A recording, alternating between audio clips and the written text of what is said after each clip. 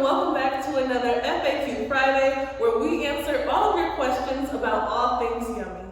Today's question is, what are the installation methods for our bundles? Well, ladies, kick your feet up and grab a snack because you're going to be here a while. Today I'll be sharing 5 ways you can install our bundles. Number 1, a quick weave. So a quick weave is probably one of the quickest ways to install your hair. For this method, you'll use bonding glue to attach and secure wefts to your head. Number 2, a sew-in. This method is a more secure method where your hair is braided down and the bundles are sewn on using a needle and thread. You are also able to make a unit using this method, but instead of sewing the bundles onto your head, you'll sew them onto a dome cap. Number 3, the crochet method. So for this method, you will have to cut the hair off of the track and use a crochet needle to install them.